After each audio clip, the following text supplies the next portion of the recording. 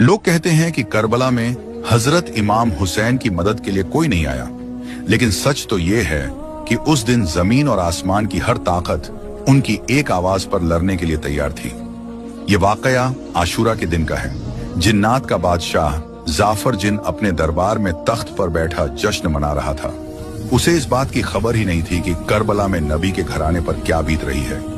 तभी अचानक उसके तख्त के नीचे से दो जिन रोते हुए और मातम करते हुए गुजरे।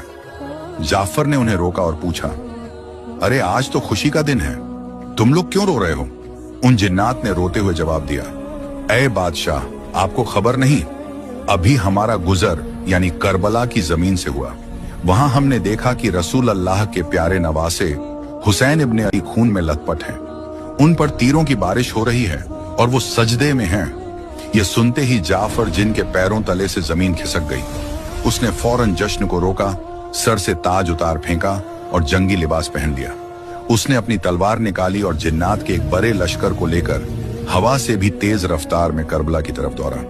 जाफर कहता है, जब मैं करबला की फिजाओं में पहुंचा तो मैंने एक अजीब मंजर देखा।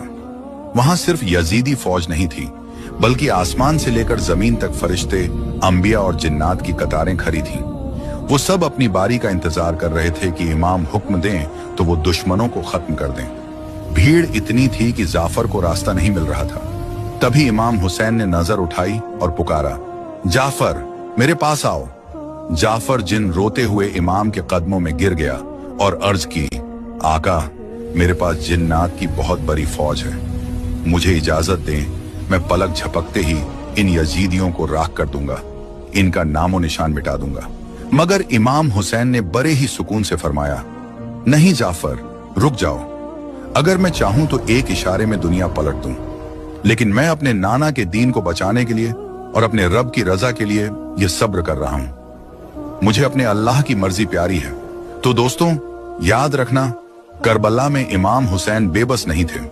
कायनात की हर ताकत उनके हाथ में थी, लेकिन उन्होंने तलवार नहीं उठाई ताकि इस्लाम जिंदा रहे। करबला का यह मंजर बताता है कि जीत हथियार की नहीं बल्कि सब्र की होती है। अगर आपके दिल में भी इमाम हुसैन के लिए मोहब्बत है तो कमेंट में या हुसैन जरूर लिखें।